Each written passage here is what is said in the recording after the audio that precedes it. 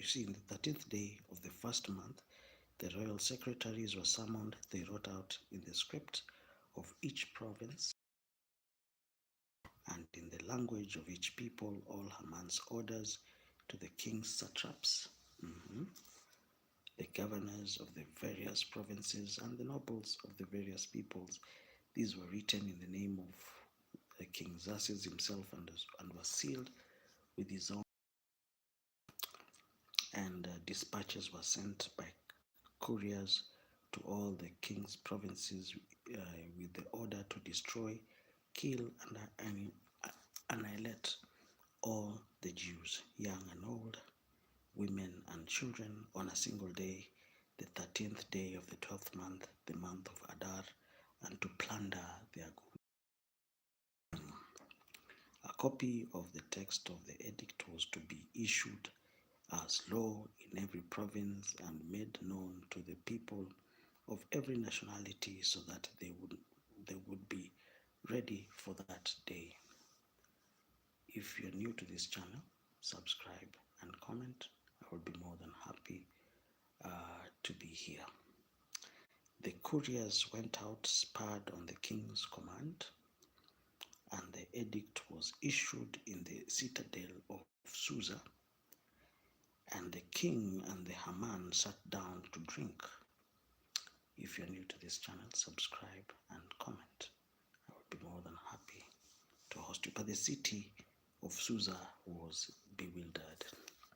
When Mordecai learned of all that had been done,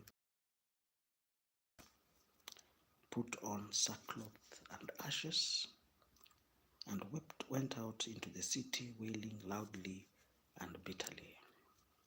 But he went only as far as the king's gate, because no one clothed in a sackcloth was allowed to enter.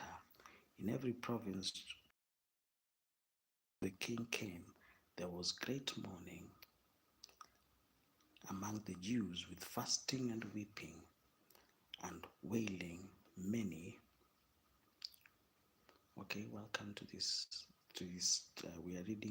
We're in the book of Esther, chapter 3. We are reading the entire scripture, and I hope that we will be loaded with the word, and God will give us the grace to finish, because I also want us to be empowered.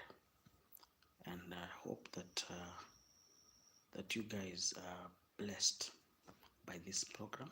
If you're blessed by this program, kindly subscribe. I want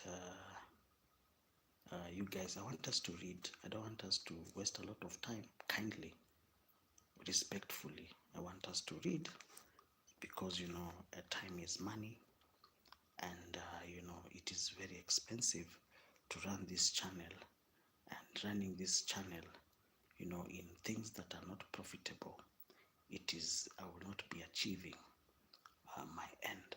Do you understand? So if we have anything that is not related to the reading of the scripture, kindly wait when we meet us outside this channel. We can talk even for the whole day. Okay, please, every minute is valuable. So then when the Esther's eunuchs and female attendants came and told her about Mordecai, she was in great distress. She sent clothes for him to put on instead of the sackcloth, but he would not accept. So you see here, Mordecai was dressed in a sackcloth. I wish we were like that in Kenya. If you feel that that you need to hear from God, you start wearing that sack of potatoes. I wish our leaders were thinking in those lines. We would not have the plagues or the things that are plaguing this country. God's favor would be on us. But you see here in Kenya, our leaders, they become obnoxious and they take it a notch higher. So let's continue. Then Esther summoned Hathach, one of assigned to attend her and ordered him to find out what was troubling Mordecai. Mhm. Ladies and gentlemen, I want us to finish reading this book. If we finish reading this book, it will be in the interest of everybody. I don't want us to waste even one drop, even 1 second. I don't want us to waste. So Hathach went out to Mordecai in the open square of the city in front of the king's gate. Mordecai told him everything that had happened to him, including the exact amount of money Haman had promised to pay into the royal treasury for the destruction of the Jews. He also gave him a copy of the text of the edict for their annihilation, which had been published in Susa, to show to Esther and explain to her, and he told him to instruct her to go into the king's presence to beg for mercy and to plead with him for her people. Hathach went back and reported to Esther what Mordecai had said. Then she instructed him to say to Mordecai, all the king's officials and the peoples of the royal provinces know, for any man or woman who approaches the king in the inner court without being summoned by the king has but one law, that they will be put to death unless the king extends the gold scepter to them. You see, unless the king extended his golden scepter. Oh, this is very interesting. I want you to stay with me so that we can read the importance of the golden scepter that was in the hand of the king. But 30 days had passed since I was called to go to the king. Are we together? When Esther's words were reported to Mordecai, he sent back his answer. Do not think that because you are in the king's house, you alone and all the Jews will escape. For if you remain silent at this time, relief and deliverance for the Jews will arise from another place, but you and your father's family will perish. And who knows but what you have come to your royal position for such a time as this? Oh my goodness. If you're new to this channel, subscribe and comment. I'll be more than happy for you to join me. We are reading the book of Esther. Then Esther sent this reply to Mordecai, go gather all the Jews who are in Susa and fast for me. Do not eat or drink for 3 days, night or day. I and my attendants will fast as you do. When this is done, I will go to the king, even though it is against the law, and if I perish, I perish. So Mordecai went away and carried out all of Esther's instructions.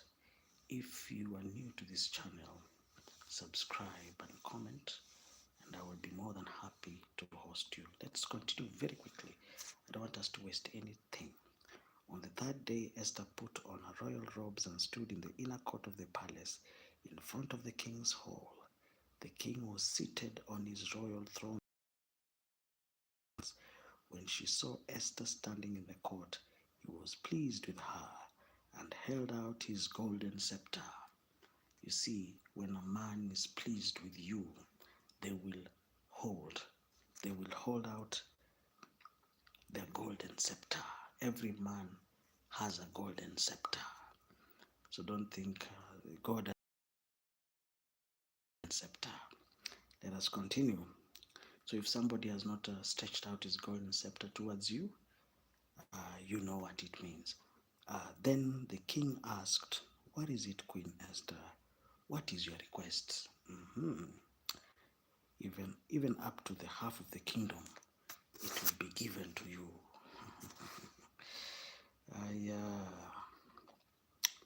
If it pleases the king,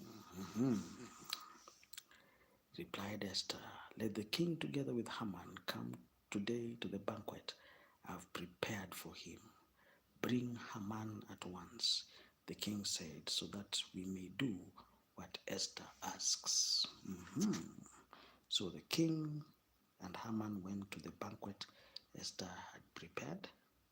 As they were drinking wine, the king again asked Esther, what is your petition? It will be given to you. And what is your request? even up to half of the kingdom.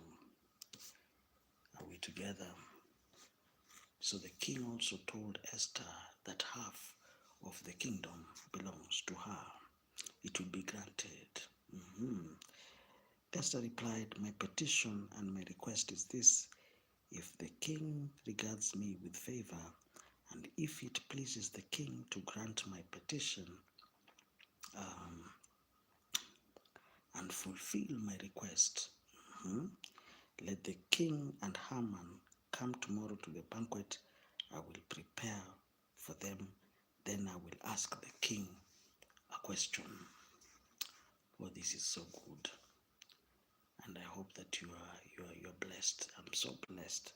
Haman went out that day happy and in high spirits. But when he saw Mordecai at the king's gate and observed, he neither rose nor showed fear in his presence. He was filled with rage against Mordecai. Nevertheless, Haman restrained himself and went home.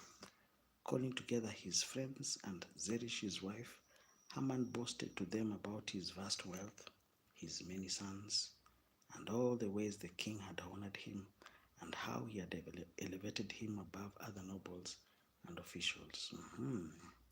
And that's not all. Haman replied, "I am the only person Queen Esther invited to accompany the king to the banquet she gave, and she has invited me along with the king tomorrow.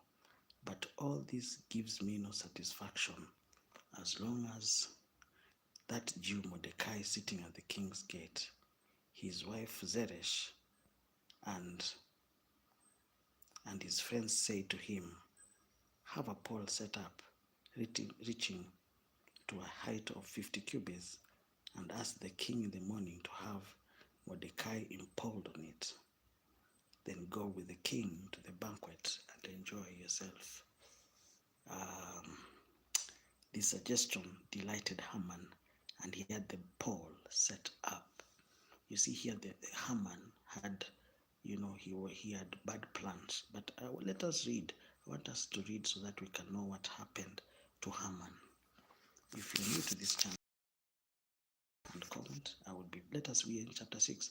We are just 4 chapters remaining. That night the king could not sleep, so he ordered the book of the Chronicles, the record of his reign, to be brought and read to him. It was found recorded that Mordecai had exposed Bigthana and Teresh, 2 of the king's officers who had conspired to assassinate king. Here we can see 2 gatekeepers. Let me tell you the truth. Everywhere you go, there are gatekeepers. Everywhere you go, every industry has gatekeepers. Everywhere you go, you'll find somebody at the gate.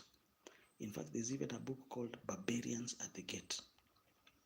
You understand? In the city of Gath, Goliath was the barbarian at the gate. There are many people at the gate because, once you penetrate the gate, once you penetrate a gate, you have penetrated the city. It's now time for plunder. Once you have penetrated the gate, because there are people at the gate, and the strongest is usually at the gate. Do you understand? So these people, the problem with gatekeepers is that they think they own the city. That is the problem. Let's continue.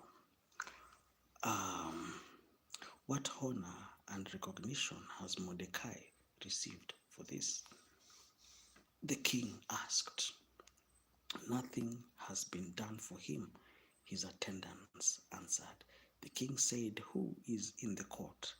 Now Haman had just entered the outer court of the palace to speak to the king about impaling Mordecai on the pole. If you're new to this channel, subscribe and comment. I'll be more than happy to host you.